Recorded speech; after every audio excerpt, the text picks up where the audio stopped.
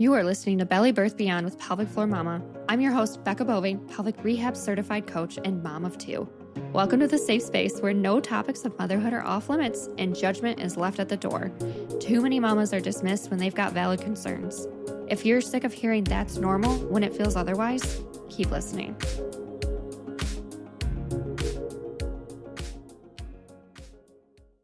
Hello, Mama. I am so excited you are joining me today on Belly Birth Beyond with Pelvic Floor Momma's pilot episode. I'm so excited to have you here.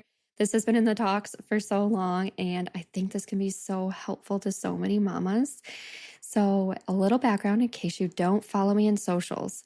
I am all about pregnancy, birth, postpartum, beyond. Pelvic floor, debunking myths, having you feel confident and comfortable in your body and with the changes that are taking place, which means not dealing with pregnancy pain, not risking tearing and prolapse and leaking during birth, postpartum, pregnancy, etc. So I'm really excited. Today I'm going to share a little bit about my story and what brought me here. And I think you might even learn a couple of things that I learned throughout my journey as becoming a mother and into my pelvic health education. So I'm excited that you are here. I, like so many other moms, was a naive first-time mom. My son was born during COVID. I was about 18 weeks or so when the world shut down, basically. And so that was a whole different experience. And if you have a 2020 baby, you know what I'm talking about. Pretty soon we're going to look back on this and it's going to be just an event of the past, which is kind of crazy. But I was induced at 41 weeks, which is something that I would not have done again. I would not have done another induction. And during my induction, it was just not an experience I ever expected. And I can go and spend a whole hours and hours on my son's birth story. So I'll try to keep it short. But it was traumatic, basically, which is what happens to some moms. And what happened was I got stuck at 9 centimeters for 8 hours. And this was at 34, 35 hours of laboring. And then my cervix swelled. And so then there was discussion about, do we give you medication? Do we send you to a cesarean? We had already had 3 to 4 scares of having an emergent cesarean because my son's heart rate dipped significantly throughout labor. And so at this point, the drugs that they had tried and the medications, I had adverse reactions to everything. So I said, I don't want to do that because she couldn't guarantee me that it would work. So we went back for cesarean. And even throughout my labor, I remember everyone saying, it's going to be so worth it when you meet your baby and you're going to forget about all of this. Well, immediately after, I did not forget about all of that. And I still just had so much unresolved feelings about my birth and the experience. And when they handed me Cal, my son, I was like, I love you. This is great. But I didn't have that immediate, everything was so worth it. That was amazing. Also, I'm still in surgery while I'm holding him, which felt like it took forever for them to close me up and send me on my way. And I didn't have a great hospital stay. I didn't have good care in general. And I wound up back in the hospital 2 weeks after giving birth. That wasn't 2 weeks after leaving. That was 2 weeks after giving birth. We had only been home for 9 days, maybe, tops. And when we got readmitted, I could not bring my 2-week-old son with me. Was not allowed because of COVID. So my 2-week-old baby stayed home with my mom, who I was nursing. And luckily, my husband was able to talk to the charge nurse the very first thing in the morning because we got admitted at 9 or 10 at night. And she allowed him to come in. So first thing in the morning, my husband came home, grabbed my son, everything we needed, and we went back to the hospital. He went back because I was there for a couple more days. And so that was just my first experience. But in the hospital, I knew I somehow was educated in VBACs, which for those that don't know, it is a vaginal birth after a cesarean. And I knew I wanted to have a VBAC. And I had actually talked with all of the midwives within the practice I was at, which was 3, of the opportunity of having one at my next, if I chose to have another baby, and that was in the cards for us. And I felt excited because I felt like I could have a different experience and that this wasn't how birth was supposed to be. And it shouldn't be how birth is supposed to be. And so a year after my son was born, I had the opportunity to dive into women's health or pelvic floor. And I was really excited, but super nervous because, full disclosure, as a clinician going into a pelvic floor certification, you are not only doing internal exams on others, they are doing them on you as well. So I have had every exam done by several different people and was able to experience that myself. And after you get over the initial, this is really awkward, are we really doing this phase? It was truly an incredible experience. All of the things that we think we know about our bodies, we don't really know a lot. There's so many myths and misconceptions. For instance, your bladder is one of the most retrainable muscles in your body, which means that if you are leaking when you cough, sneeze, or you can't make it to the bathroom on time because you have urgency, it can be resolved without surgery, which is so cool. But what I learned most was those just in case bathroom breaks that we do, like, oh, we're going on a road trip, I should run and use the bathroom. They're actually not great for our pelvic health because we're training our brain and our bladder to go to the bathroom at those times and just in case. And if we don't actually have to go, we shouldn't be going, which was crazy to learn. And there's so much more with that. And another thing is we should not be stopping our stream midstream. You know, when providers or doctors tell you, oh yeah, just stop your pee. And that's how you know if you can do a Kegel or a pelvic floor contraction and etc. That's actually really poor health for us. So I was learning all of these new things that we were never taught and we still aren't taught. And I was like, so many moms need to know this. And I took it back to the clinic and I did my in-service and filled everybody else in on it. And we all were just like brains exploding. What? We didn't know any of that, which was just crazy. So it continued into my VBAC journey because about 2 months after my certification, I found out I was pregnant with my daughter. And I had taken a VBAC birth course before or very early in my pregnancy. And so I knew I had the education and I was able to advocate for having a VBAC, which is important because I ended up switching providers in my first trimester because they had told me that I couldn't see those midwives that I had talked about, that I was able to have a VBAC with, that I wanted to see. And she was trying to already tell me I would have to schedule a C-section. And I was like, no, I don't want any of that. I still want to see a midwife. I'm not doing a C-section. She's like, I'm sorry, it's just policy. I'm like, no, this isn't policy. And I was like, you're telling me within a year ago, I talked to the midwives and we all said that I could have a VBAC and I could see the midwives. And you're telling me that has changed in a year. She's like, yeah, actually it has. I'm like, what the heck is happening? I was crying on this appointment, just crying. And she's like, I'm so sorry. You can try some other places in the area. And with my area, there were no places I wanted to try. And to be fair, I didn't want to deliver at the hospital that I was going to give birth to. So it was truly a blessing in disguise that this happened because I found a amazingly supportive VBAC friendly place. I called, they didn't even ask if I wanted a repeat cesarean. They just went straight to, are you hoping for a VBAC? Are you planning a VBAC? Every single medical professional I interacted with within this institution they were celebrating a VBAC and they were supportive. And that is the environment you need to have when you are giving birth. So that was truly just an amazing experience. Throughout my pregnancy with my daughter, I dove into not only pelvic floor, but I dove into birth courses. I started collaborating with birth professionals and we started putting together the knowledge that we had, which was cool. I was learning all types of things like pregnancy pain is not normal. It's common, but there's so much help for you. And I was learning how to give birth without holding your breath and bearing down and being strapped to a table and not able to move. And with all of this, I was able to have my VBAC with my daughter at 41 weeks, not induced. That was amazing. And when I went back to the clinic after I had my daughter, it was only back about a month. I remember working with a patient, a mama. She was a year postpartum. She was off like full year, a little bit over. I think she was like 13, 14 months postpartum. And she was just mentally, physically, and emotionally exhausted. Just did not have much left in her. And I went over to talk to her because she was being seen for some orthopedic back pain and some other things that had happened. But my colleagues and coworkers, they were like, no, I think you need to see Becca. I think you need to see pelvic floor. And they're like, you should go talk to her. So I went down and we sat together and we were talking and we both started crying.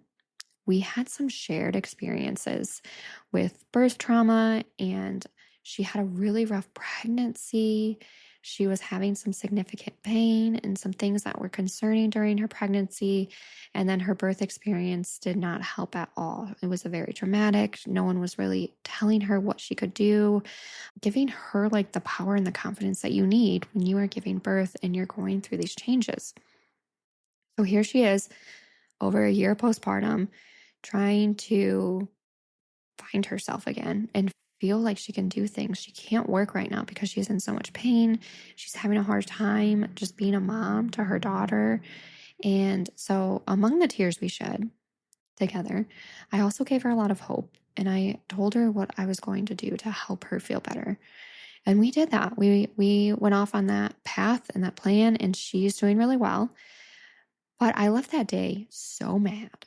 I was so frustrated. I was fuming. I got on a soapbox on to anybody and everybody who would listen to me. And I wanted to just change how women felt during pregnancy, birth, postpartum. I wanted everyone to have the experience that I had with my second as their first. And when it comes to pelvic floor, your pelvic floor is with you your entire life. It is not just pregnancy, birth, postpartum. It's with you your entire life. And your pelvic floor isn't just responsible for your leaking, which no one wants to have to wear a pad for the rest of their life. And it's responsible for bowel movements, so like constipation, diarrhea, those types of things.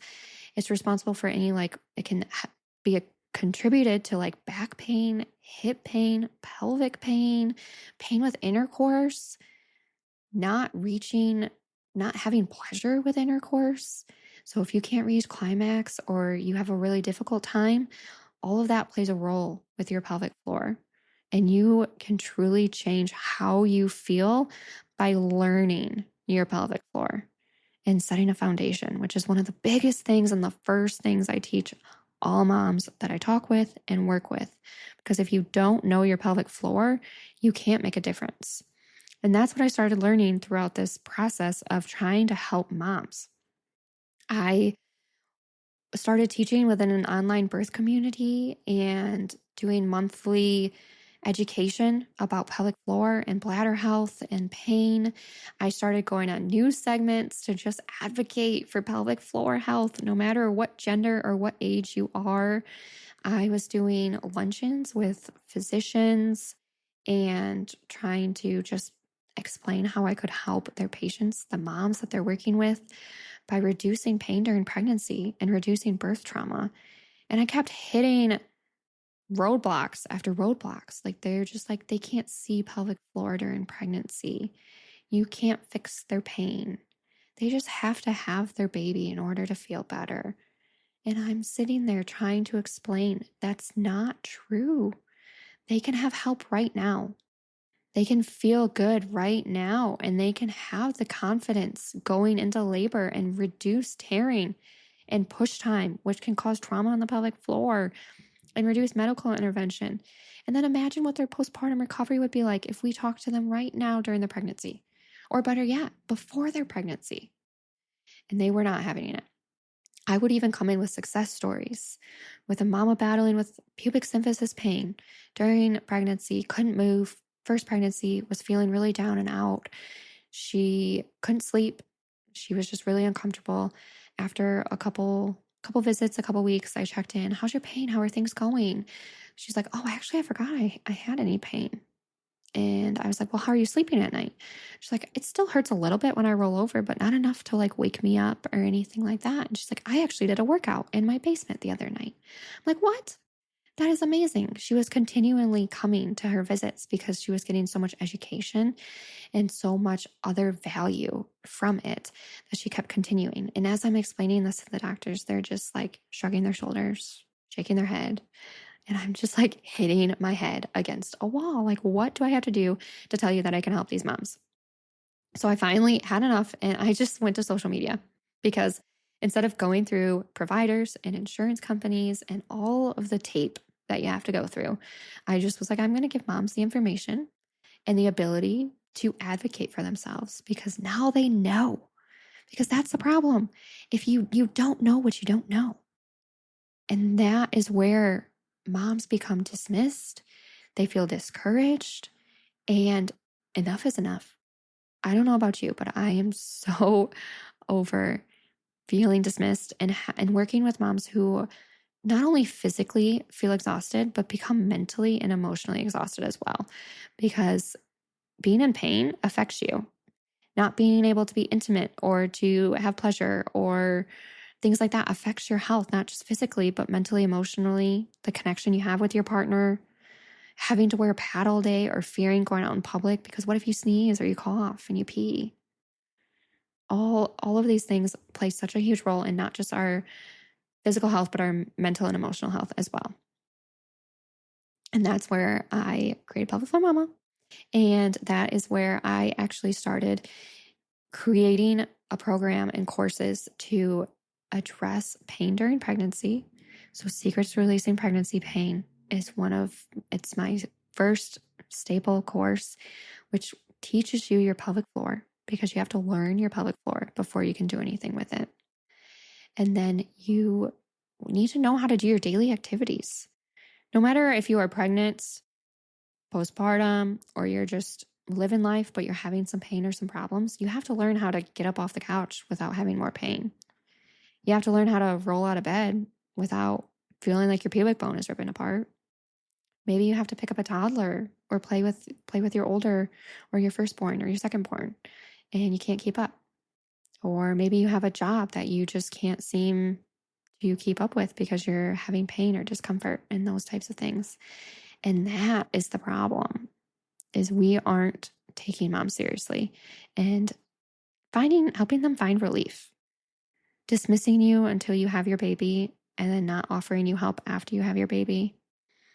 And then telling you you're going to have more pain with your second pregnancy or your third or your fourth just because it's how it is. But really, that's not how it is. You're having more pain because the pain, the problem, the cause was never actually addressed during the first pregnancy or the second pregnancy when it actually started.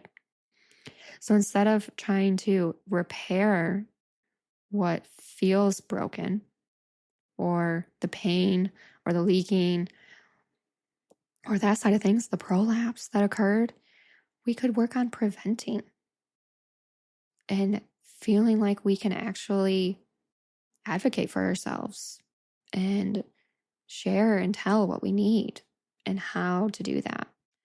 So that is the birth of Pelvic Floor Momma. That is what we are doing here. And this podcast will be all about belly birth beyond. So your pregnancy, your birth, your postpartum, and beyond that.